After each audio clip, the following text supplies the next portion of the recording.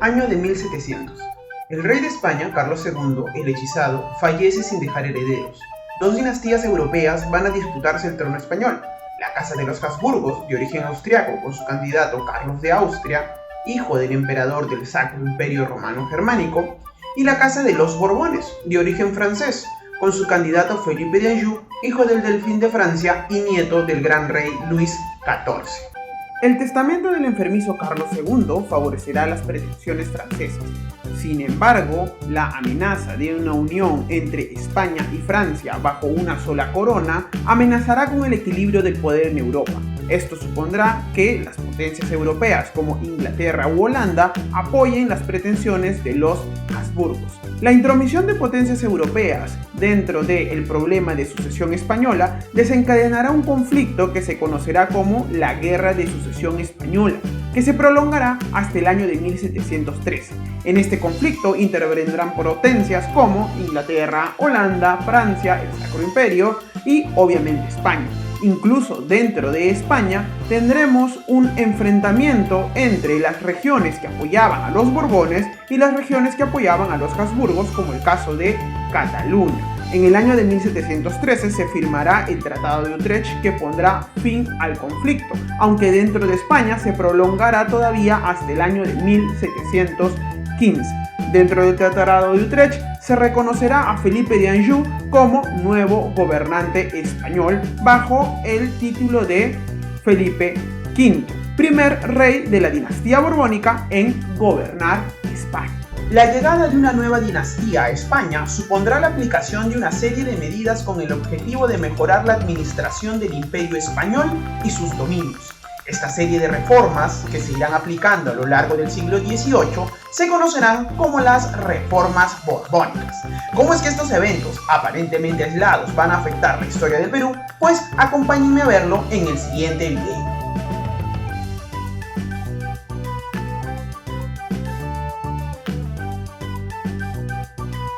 Desde el proceso de invasión y conquista realizado por los españoles en el siglo XVI hasta inicios del siglo XVIII, se habían consolidado en América dos grandes virreinatos, los cuales estaban bajo la jurisdicción del Imperio Español. Estos eran el Virreinato de Nueva España y el Virreinato del Perú.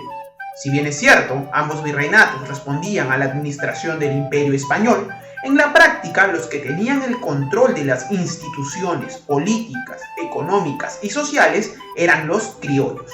¿Quiénes eran los criollos? Pues eran los hijos de españoles nacidos en América, los cuales, a través de sus actividades políticas, económicas y sociales, habían logrado posicionarse en la cúspide de la sociedad virreinal americana. La nueva dinastía de los Borbones en España, entonces, se van a plantear como principal objetivo recuperar el control directo de sus posesiones americanas. Es por esto que el Virreinato del Perú y sus habitantes experimentarán una serie de transformaciones durante la segunda mitad del siglo XVIII, en especial bajo el reinado de Carlos III, el principal impulsor de las reformas. Una de las transformaciones más notables será la partición del Virreinato del Perú.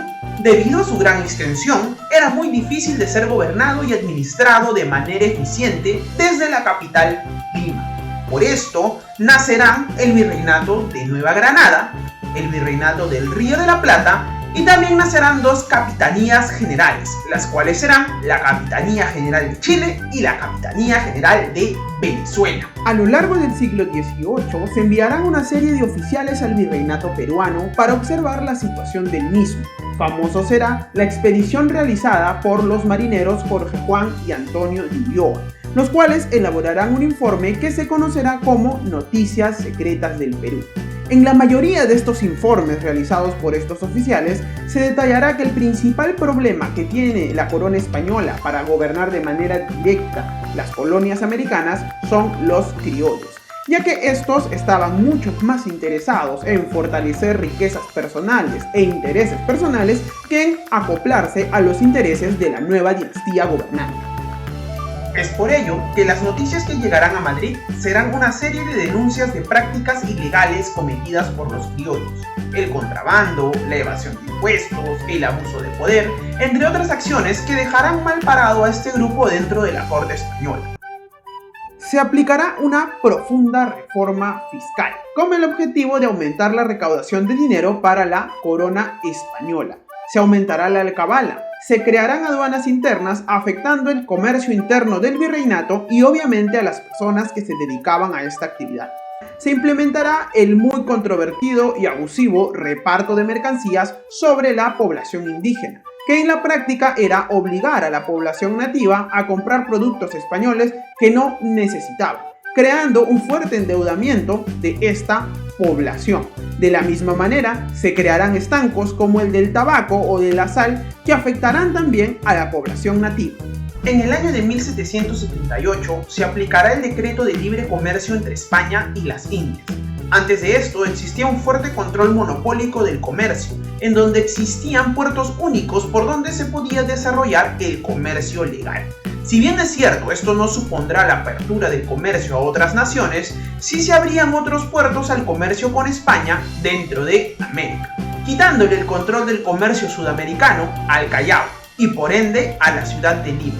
En el ámbito de la educación y la cultura, se aplicarán una serie de reformas con clara influencia ilustrada, fundándose el Convictorio de San Carlos, institución educativa que reunirá a los intelectuales más destacados del virreinato. Toribio Rodríguez de Mendoza o el mismo Hipólito Unanue serán científicos destacados que trabajarán dentro de esta institución. Una de las reformas borbónicas más controversiales va a ser la aplicación de la pragmática sanción en el año de 1767 ordenada por el rey Carlos III. ¿Qué significa la pragmática sanción? Pues en la práctica era la expulsión de los jesuitas de todos los territorios españoles. En el caso específico del Perú, los jesuitas habían logrado alcanzar un gran nivel de prestigio, gracias a la gran cantidad de haciendas, misiones y colegios que tenían dentro del virreinato. Eran los jesuitas los que se habían encargado de la educación de los criollos y de la élite indígena a través de los colegios como el de San Pablo en Lima o el de San Borja en Cusco. La expulsión de sus profesores y varios de sus compañeros de clases no sentó muy bien dentro de la población criolla, que ya estaba cada vez más disgustada con la aplicación de estas nuevas reformas. La aplicación de las reformas borbónicas supondrá un gran cambio dentro de los habitantes del virreinato del Perú. Afectará su economía, supondrá un gran cambio a nivel político y social, y estos expresarán su disgusto de diversas maneras.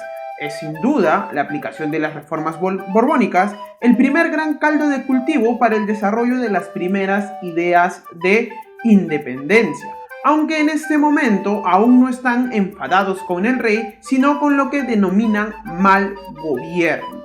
Vamos a ver la expresión de este disgusto de diversas maneras, ya sea desde panfletos y poemas hasta el abierto uso de la violencia. En este caso, por ejemplo, dentro del libro Borbones y Aguardientes del autor Kendall Brown, vamos a poder encontrar un poema que expresa precisamente el disgusto de los criollos arequipeños en contra de esta nueva administración, esta nueva serie de reformas aplicadas por la nueva dinastía.